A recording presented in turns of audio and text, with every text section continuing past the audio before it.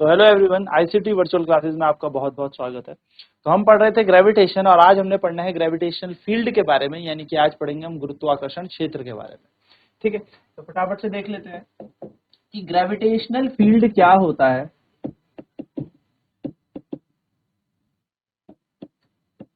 यानी कि गुरुत्वाकर्षण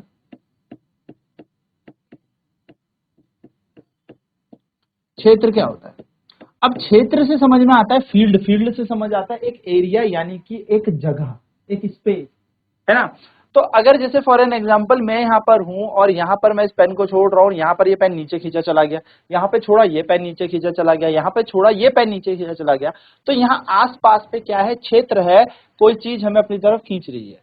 तो ग्रेविटेशनल फील्ड क्या होता है? ग्रेविटेशनल फील्ड बेसिकली होता है कि कोई फोर्स किसी द्रव्यमान को या किसी द्रव्यमान को अपनी तरफ खींच रहा हो, उसको हम फील्ड कहते हैं, यानी कि उसी को हम ग्रेविटेशनल क्षेत्र भी कहेंगे। ठीक है, तो फील्ड क्या होता है? द इमेजिनरी लाइन या the imaginary area where a mass gets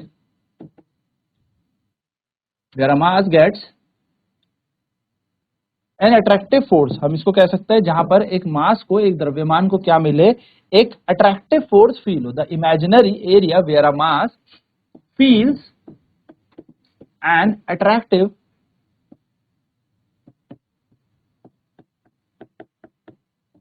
force is called gravitational field। Field क्या है? हमें दिख थोड़ी रहा है ना, एक काल्पनिक जगह है, कल्पना बेसिकली काल्पनिक जगह है जहां पर क्या, एक द्रव्यमान को क्या हो रहा है, आभास हो रहा है कि कोई बल उसे खींच रहा है। तो क्षेत्र है, इस क्षेत्र में क्या होगा, कोई भी द्रव्यमान होगा तो उस पर क्या लगेगा, एक आकर्षित बल लगेगा।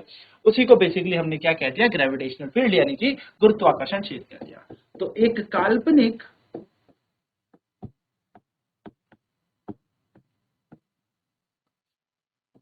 क्षेत्र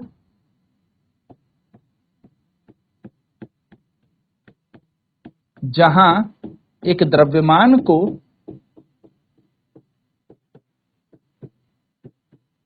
आकर्षित बल अनुभव हो,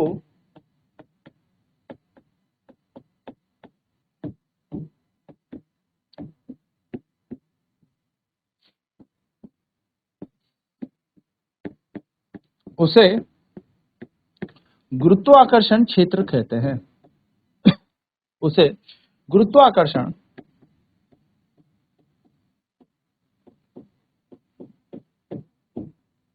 क्षेत्र कहते हैं।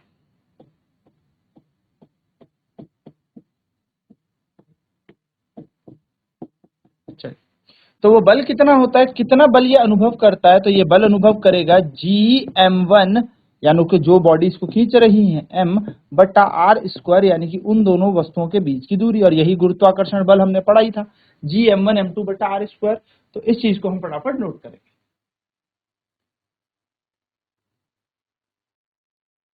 ना बात करते हैं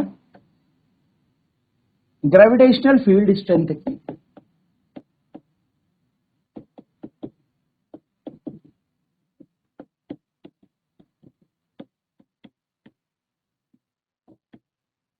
यानी कि गुरुत्वाकर्षण क्षेत्र तीव्रता, या हम इसको कह सकते हैं प्रबलता, तीव्रता भी बोलते हैं, स्ट्रेंथ या इंटेंसिटी भी हम इसको कह सकते हैं। ठीक है, यानी कि हम इसे कहेंगे अब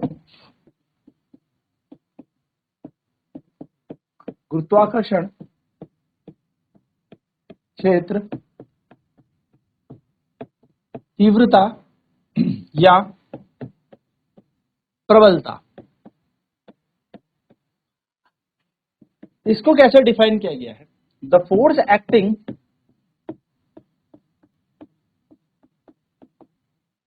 per unit mass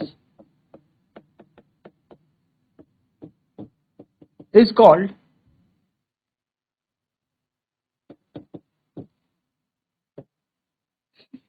gravitational field strength.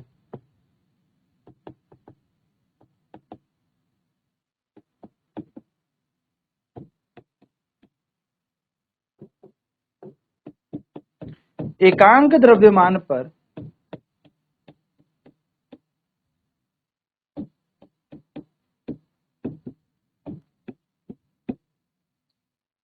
गुरुत्वाकर्षण बल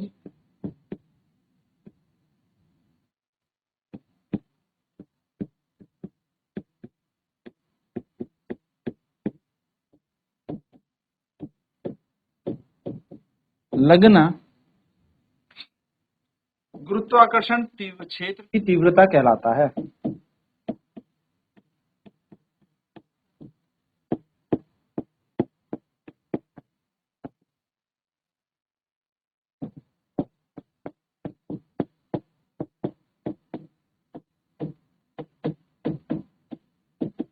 इसको कई कई जगह आई से डिनोट भी करते हैं, ठीक है, इंटेंसिटी बेसिकली। तो हो क्या गया है देखिए, कितना बल कितने द्रव्यमान पर लगा उसको हम कहते हैं इंटेंसिटी यानी कि तीव्रता।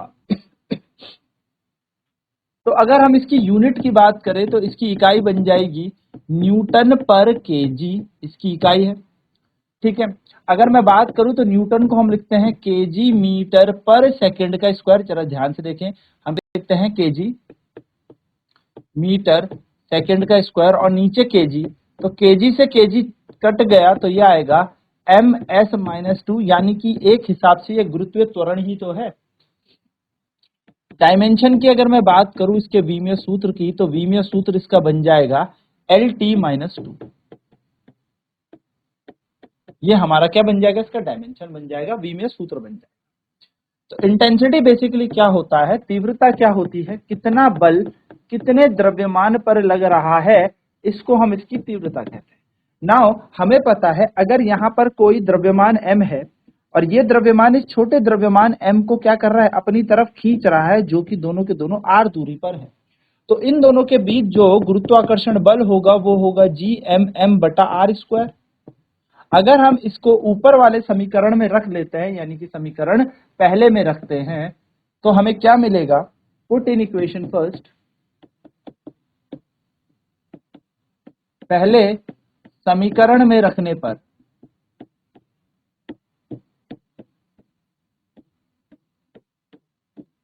हमें क्या मिलेगा, I बराबर F/m, F का मान है Gmm/r² गुणा, यहां पर m छोटा वाला, m से m कट गया, तो इंटेंसिटी का फॉर्मूला हो जाएगा Gm/r²। और आप गौर करें तो यही तो ग्रेविटी यानी कि एक्सेलरेशन ड्यू टू ग्रेविटी का मान भी तो यही था। तो इंटेंसिटी कुछ नहीं होती, कितनी तेजी से उस द्रव्यमान को अपनी तरफ खींच रहा है, यानी कि कितनी तेजी से उस मास को अपनी तरफ खींच रहा है, वही तो ग्रेविटी भी है, कितनी तेजी से इसने, पृथ्वी ने इस मार्कर को अपनी तरफ खींच लिया। तो बेसिकली यही हमारे पास एक्सेलरेशन ड्यू टू ग्रेविटी भी होता है, जिसको हम इंटेंसिटी भी कहते हैं, याद रखेंगे। चलिए जल्दी से नोट करें इन्हें।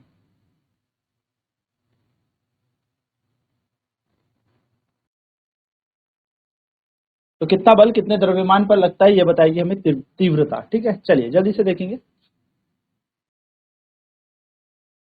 नोट पॉइंट यहां पर एक और डाल दें, नोट पॉइंट के साथ लिख ले, ग्रेविटेशनल जो इंटेंसिटी है it is a vector quantity.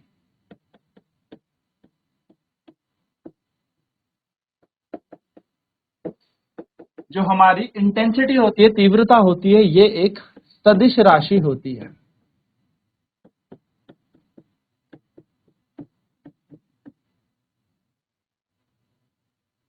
ठीक है। तो ये एक सदिश राशि है। चलिए फटाफट नोट करें।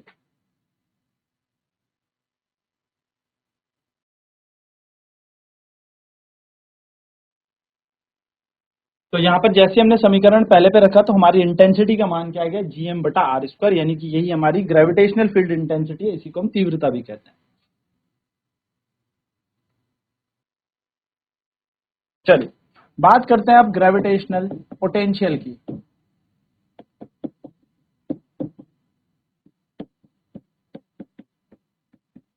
जिसको हम गुरुत्वाकर्षण विभव भी कहते हैं।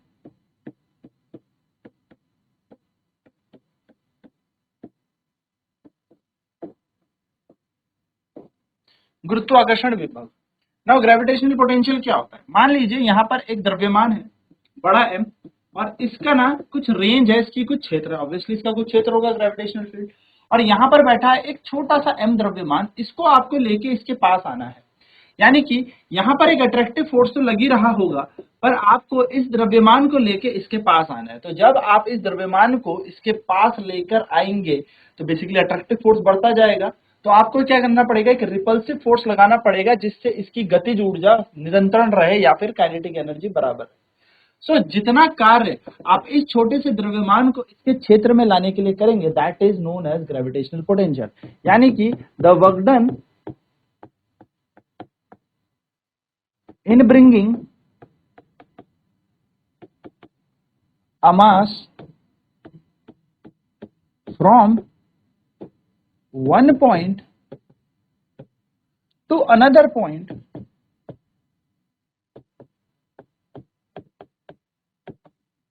in gravitational field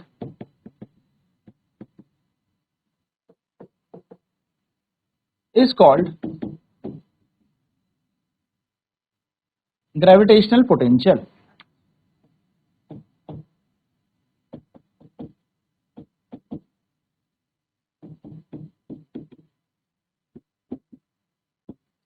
क्या कह रहे हैं?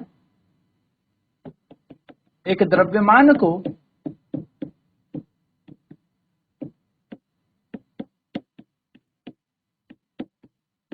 एक बिंदु से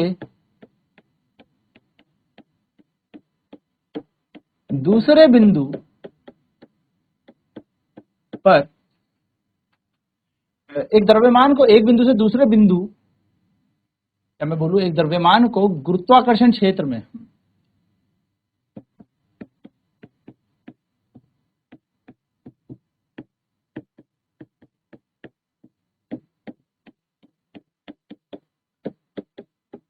एक बिंदु से दूसरे बिंदु में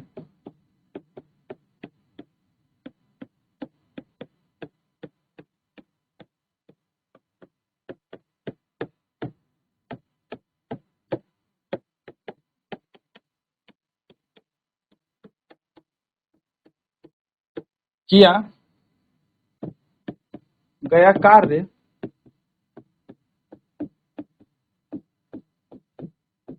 गुरुत्वाकर्षण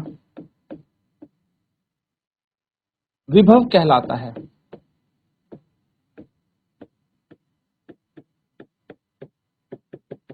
यानी कि आप ध्यान से देखिए, विभव है तो विभव को v से दर्शाया जाता है। तो जब आप यहाँ पर क्या देखेंगे, कार्य करेंगे किसी द्रव्यमान को एक जगह से दूसरी जगह लाने पर, तो हम यहाँ पर इसको कहेंगे विभव। तो विभव की इकाई क्या बन जाएगी, जूल पर किलो इसकी इकाई बन जाएगी। अगर मैं इसके डायमेंशन की बात करूं, इसकी यूनिट क्या बन जाएगी, फिर से इसको बता देता हूं। v इज इक्वल्स टू हमारा फॉर्मूला बन जाएगा कार्य बटे द्रव्यमान। कार्य की इकाई जूल होती है तो यूनिट बन जाएगी इसकी, इकाई बन जाएगी इसकी जूल पर किलो, या हम उसको कह सकते हैं जूल केजी इनवर्स। हम सभी को पता है कि जूल का मतलब होता है केजी मीटर स्क्वायर पर सेकंड स्क्वायर, और नीचे बैठा है एक केजी और, तो केजी से केजी अगर कट गया तो हमारे पास एक इकाई और बन सकती है, वो बन सकती है मीटर स्क्वायर पर सेकंड स्क्वायर, ये भी इसी की इकाई है, ठीक है। और यहीं से इसका डायमेंशन यानी कि v में सूत्र बनेगा। तो डायमेंशन फॉर्मूला क्या बनेगा, डायमेंशनल फॉर्मूला यहां से बन जाएगा इसका, यानी कि इसका v में सूत्र बन जाएगा m square s minus two, यानी कि m की जगह आ जाएगा l का स्क्वायर t माइनस टू। तो ये हमारे पास इसका डायमेंशन का फॉर्मूला बन जाएगा, ठीक है, ये याद रखिएगा। नोट पॉइंट ये है कि जो ग्रेविटेशनल पोटेंशियल है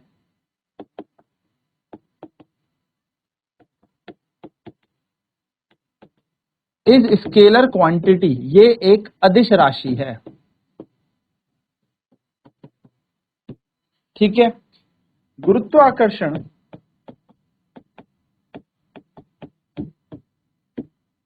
विभव स्केलर यानी कि एक अदिश राशि। चलिए नोट करेंगे इसे फटाफट से।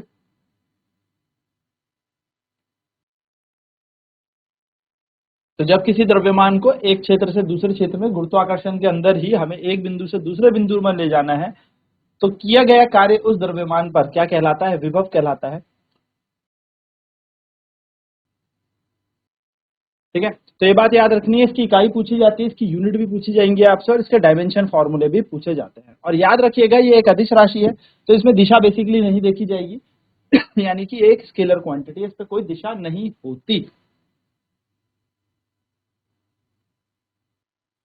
तो आज की क्लास में हमने जाना ग्रेविटेशनल इंटेंसिटी के बारे में, फील्ड के बारे में, और अब हमने जान लिया है ग्रेविटेशनल पोटेंशियल के बारे में, यानी कि हमने प्रबलता के बारे में जाना, गुरुत्वाकर्षण क्षेत्र के बारे में जाना, और अब हमने गुरुत्वाकर्षण विभव भी जान लिया है।